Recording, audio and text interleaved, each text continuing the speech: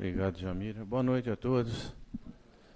Como a Jamira falou, vamos fazer algumas reflexões, né, a respeito do capítulo do mês. Vocês viram que passou aqui na chamada falando sobre o capítulo que nós estamos estudando, que é o capítulo 22. E ele tem por título: Não separeis o que Deus juntou. Esse capítulo é bem pequenininho, lá no Evangelho segundo o Espiritismo, mas ele é profundo nos seus ensinamentos. Falar um pouquinho também sobre a indissolubilidade do casamento. Vamos ver o que Jesus tratou sobre isso a respeito dessas frases. Isso foi dito por Jesus, né? Não separeis o que Deus juntou. Aí os fariseus, Jesus estando lá com os seus discípulos, com a multidão que o assistia, o que o ouvia, perguntaram a ele: será permitido a um homem despedir sua mulher por qualquer motivo? Olha só, por qualquer motivo. Foram perguntar a Jesus isso, tá certo? Antes da gente entrar na resposta de Jesus, vamos lembrar que naquele tempo, se hoje a gente vê que a facilidade com que existem separações, a gente pode compreender naquele tempo, com a rudeza do coração daqueles homens, eles faziam de tudo para se livrar das suas mulheres. Nós sabemos que até hoje no Oriente, a mulher ainda é considerada inferior ao homem, lamentavelmente, né? A despeito de todos os progressos que nós já temos, tecnologia, com o avanço da educação no mundo, nós ainda vemos isso. Os homens se julgam superiores e as mulheres, pobres mulheres, especialmente lá no Oriente Médio, são tratadas ainda de uma forma bem inferior. Elas não têm direito a quase nada, nós sabemos disso, né? A gente acompanha, vocês acompanham. Agora imagine naquele tempo como era. E naquele tempo o casamento era feito como se fosse um contrato entre famílias, entre eles, em que o pai oferecia a filha, tá certo? Tinha um dote e fazia um contrato. É um tipo de um contrato, entregando a filha, então, que se incorporava ao clã daquela outra família e tinha, então, o companheiro como esposa. Então, aqui é o negócio. Quando eles se cansavam muito da mulher, o que eles faziam? Eles procuravam achar um jeito de despedir a mulher. É o que ele está dizendo aqui. Pode despedir por qualquer motivo, isso é fazer o distrato, né? Vamos dizer assim. E, em alguns casos, eles saíam na rua acusando a mulher de adultério. Naquele tempo, o adultério era castigado com apedrejamento. Então, para se livrarem da mulher, eles chegavam ao ponto de fazerem isso. Às vezes de uma forma injusta, que não era verdade. E, na realidade, isso acontecia com muita frequência. E aí a pergunta que foi colocada. E Jesus respondeu: não lestes que aquele que criou o homem desde o princípio os criou macho e fêmea, e disse: o homem deixará o pai e a mãe e se ligará à sua mulher, e serão dois numa só carne. Os casamentos normalmente, né, que são realizados pela Igreja Católica, normalmente a gente vê num casamento que essas frases são utilizadas no momento da união entre o homem e a mulher, onde ele fala que os dois serão uma só carne. E continua Jesus: assim já não serão duas, mas uma só carne. Não separe, pois, o homem o que Deus juntou. Não separe, pois, o homem o que Deus juntou. Mas o que Deus juntou? Tem vários tipos de uniões. Tem aquelas uniões que são feitas por interesse, e o que Jesus está se referindo aqui são as uniões que são feitas por Deus, que é o que rege através do amor. É a única legítima aos olhos de Deus. Vamos ver um pouquinho mais para frente sobre isso, né?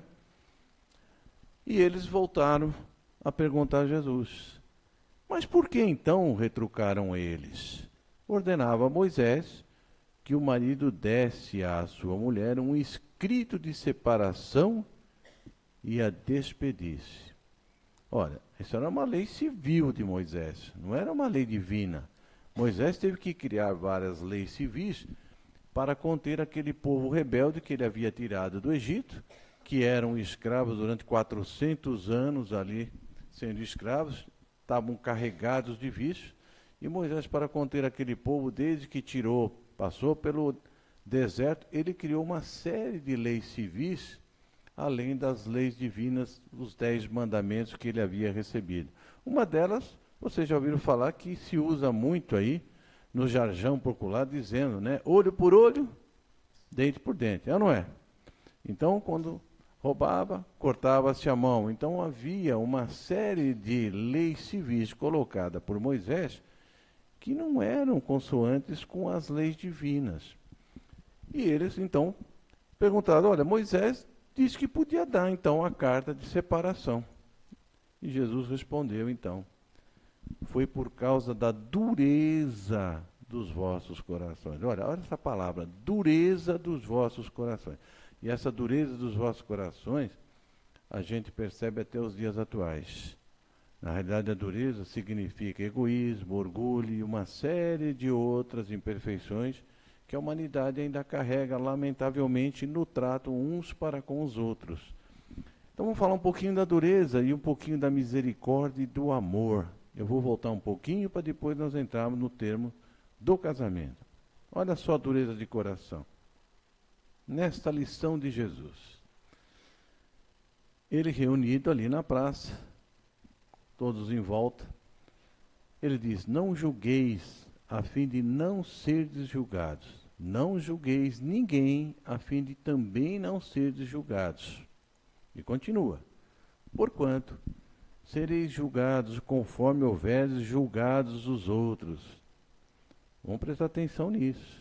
Seremos julgados da mesma forma pela qual usarmos a nossa régua para julgarmos os outros. Será usada a mesma régua para conosco.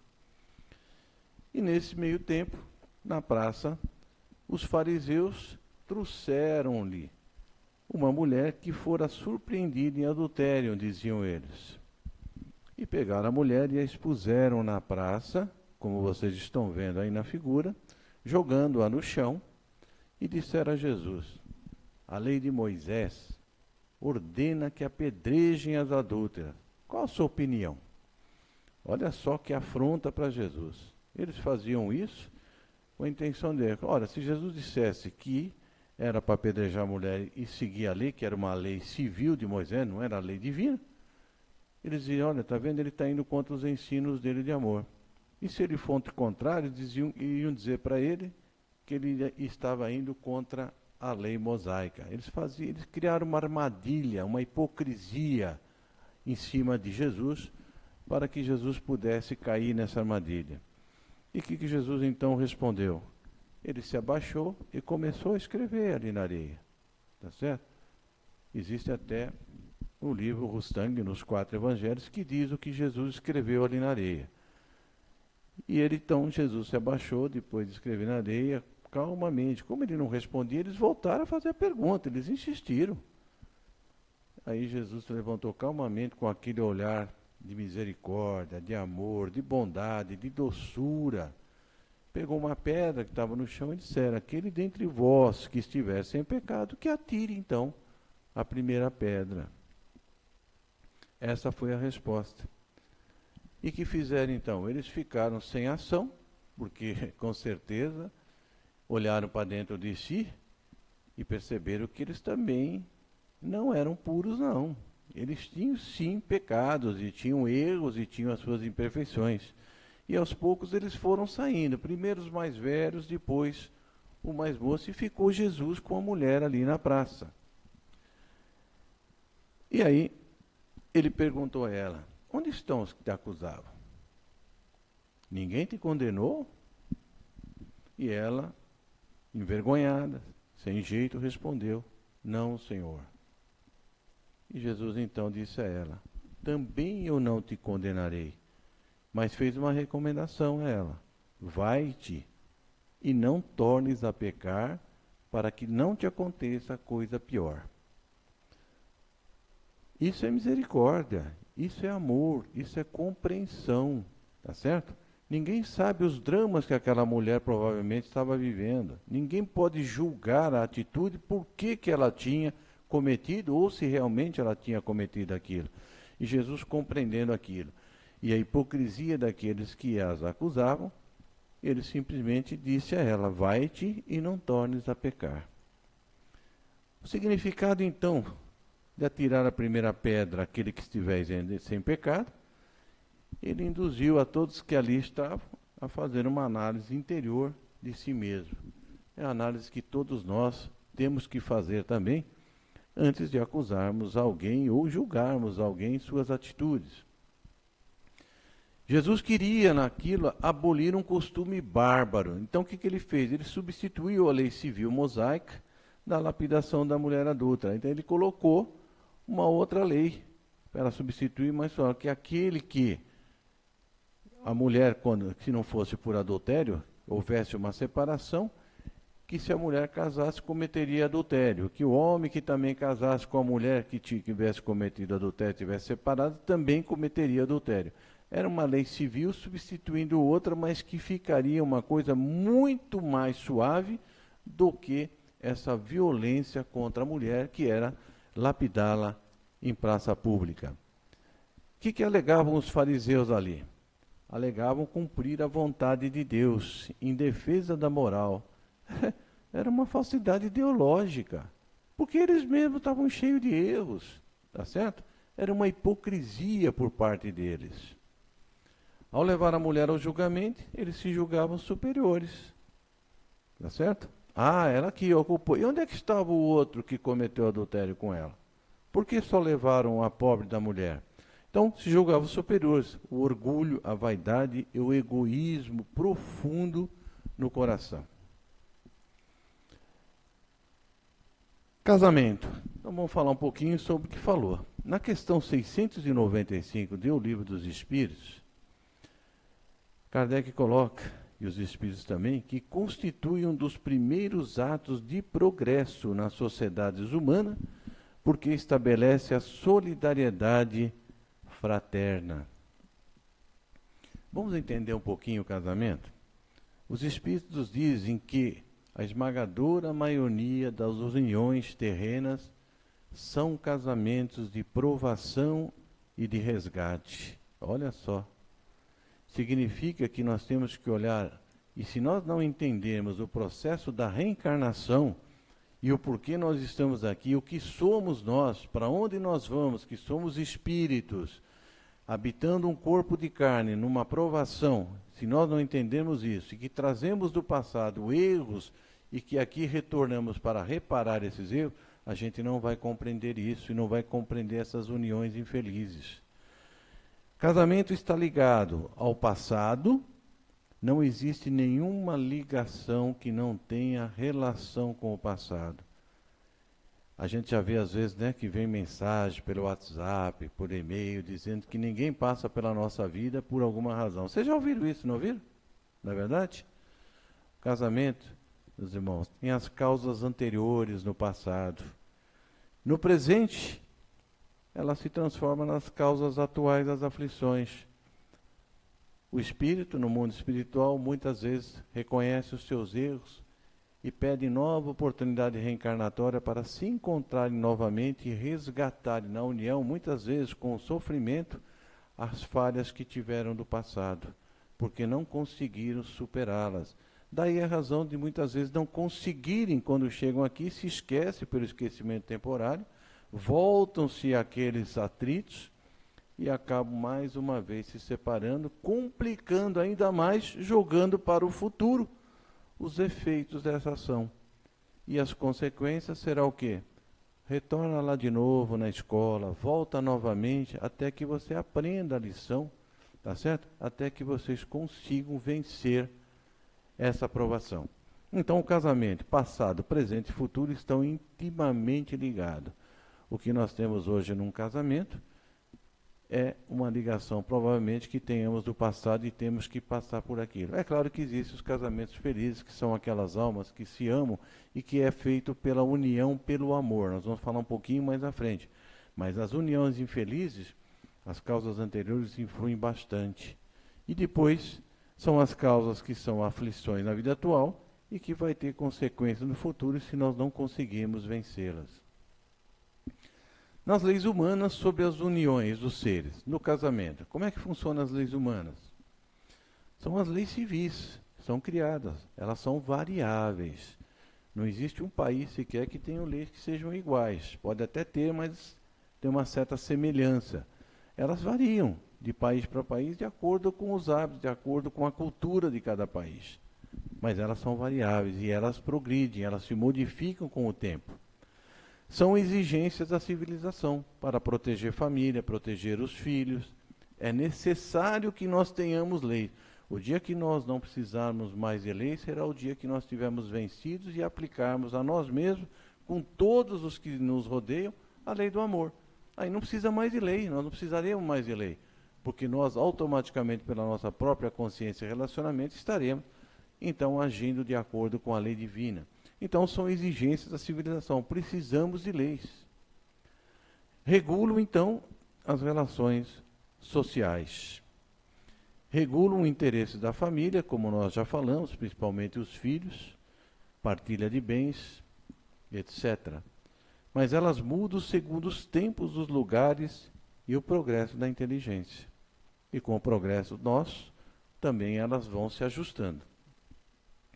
E as leis divinas? Sobre as uniões dos seres. Agora nós entramos nelas. São as leis da natureza. As leis da natureza, elas são invariáveis. São as leis divinas, leis de Deus. Elas não mudam, elas são eternas. Então, não há como nós queremos modificar as leis da natureza porque elas são invariáveis. As leis humanas nós mudamos, mas as leis da natureza nós não conseguimos fazer e jamais a faremos porque são colocadas por Deus. São as mesmas em todos os tempos e em todos os países. Não adianta nós queremos dourar a pílula ou queremos encontrar desculpas para agir fora dela. Toda vez que nós agimos contra as leis divinas, elas obviamente têm os efeitos contrários e que vai repercutir em nós. Se não for na existência presente, será com certeza na existência futura. Como nós já falamos, dos casamentos nas aflições, que vão se repercutir no futuro, na próxima reencarnação. Imutável, então, só há o que vem de Deus. Tudo que é obra dos homens está sujeito à mudança. São lei divina material, que é a união dos sexos. Presta atenção, hein, gente? União divina material, união dos sexos. E a lei divina moral, amor. Isso são leis divinas. União dos sexos e o amor.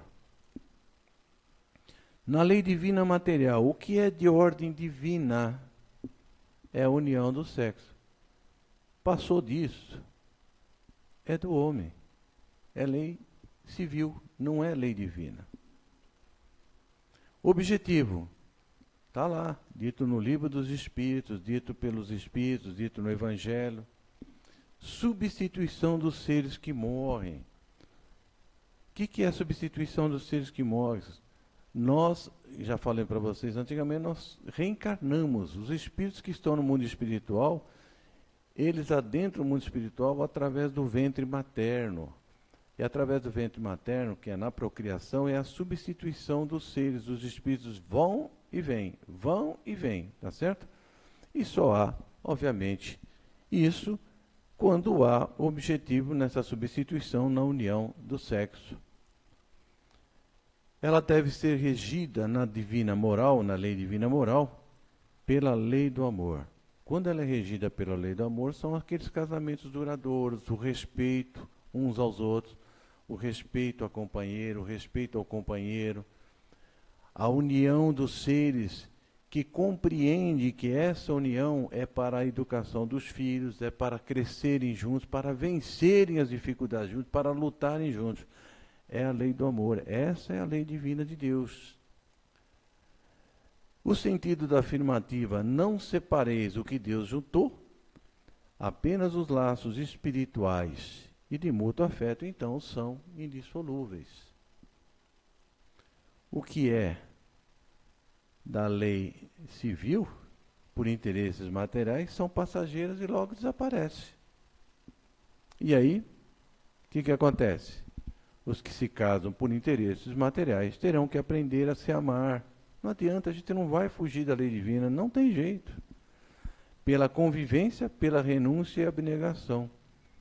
E aí, obviamente, nós aprenderemos a vencer as nossas próprias dificuldades e aplicarmos a nós mesmos e ao nosso próximo o aprendizado do amor, que é o que Deus quer para cada um de nós. A união dos sexos, sem ser regida pela lei do amor, não foi Deus que uniu. Daí as uniões infelizes que acabam tornando-se criminosas, o que se evitaria se não abstraísse a lei do amor. E aí vem o divórcio, como disse Jesus, como uma medida de misericórdia, de suavidade para evitar suicídios, assassinatos, mortes, violência. Para vocês terem uma ideia, para falar em violência, eu peguei um dado aqui, olha só que absurdo para vocês terem uma ideia. Esse dado é de primeiro semestre de 2017, foi uma pesquisa feita pela Datafolha, encomendada pelo Fórum Brasileiro de Segurança. No primeiro semestre de 2017, 1 em cada 3 mulheres sofreu algum tipo de violência no último ano. Só de agressões físicas, o número é alarmante. 503 mulheres brasileiras vítimas a cada hora. Já pararam para pensar nisso? 503 mulheres brasileiras vítimas a cada hora. Isso não é brincadeira, não. Vocês imaginam o que são uniões infelizes. Tá certo?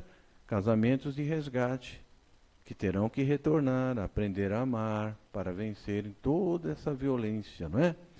Na união dos sexos, quer Deus que a união pelos laços da carne seja junto com a união pelos laços da alma. A gente está vendo um casal tão simpático aí, né? Olha só como eles se amam aí. Pelo menos a imagem mostra isso. Eu me lembrei de uma história que eu li certa feita, que havia um senhor já de idade e que todo dia ele passava em frente a uma floricultura e pelo menos 2 ou 3 vezes ele comprava uma flor nessa floricultura e ia para o hospital visitar a esposa dele. A esposa dele estava internada já há muito tempo e ela tinha Alzheimer. Mas ele ia lá no quarto, ele trocava a flor no vasinho dela e fazia visita para ela. Um dia, esse florista resolveu perguntar para ele: olha, eu vejo que o senhor passa aqui todo dia, ou às vezes 3 vezes por semana, o senhor compra flor, para quem que o senhor leva essa flor? Ah, eu levo lá para minha esposa no hospital. Aí ele falou: o que ela tem? Ela está internada? Não, ela está internada com Alzheimer e tal, ela já não sabe quem eu sou, mas eu levo a flor para ela. Aí o florista perguntou: bom, mas se ela não sabe quem você é, por que você vai visitar todo dia? Né? Porque ela não está nem percebendo. Ela falou assim: ela não sabe quem eu sou, mas eu sei muito bem quem ela é. Então, na realidade, isso é o amor. E isso é a dedicação de um pelo outro, tá certo? Até o fim da vida. É se respeitando, se amando e entendendo e ajudando-se mutuamente. É isso que Deus quer. Objetivo, afeição mútua. E que essa afeição mútua fosse transmitida aos filhos, que somos nós. E quando nós vamos reencarnar, seremos filhos também. E a gente quer, obviamente, ser muito bem tratado, como está aí, pelos nossos pais, que nos tornaremos também, por sua vez, pais, e que devemos também, como dever, cuidar dos filhos que virão para nós, que estão programados no mundo espiritual. Meus irmãos, que Jesus nos abençoe e fiquemos com essas reflexões a respeito da lei do amor e a respeito do capítulo 22. E eu, para finalizar ainda, recomendo a vocês recomendações nesse livro, Francisco Cândido Xavier, pelo Espírito de Emmanuel. Esse livro trata sobre casamento, homossexualidade, sobre divórcio, sobre todos os problemas, namoro, noivado, casamento, enfim. É um livro gostoso de ler e faz a posição que Emmanuel coloca a respeito do mundo espiritual para a orientação e a nossa própria educação. O livro chama-se Vida e Sexo. É pelo Espírito Emmanuel e foi psicografado pelo Chico Xavier. Fica a recomendação a vocês, aqueles que tiverem interesse. Vale muito a pena tirar muita dúvida através desse livro. Que Jesus nos ampare e eu devolvo a palavra então a Jamira.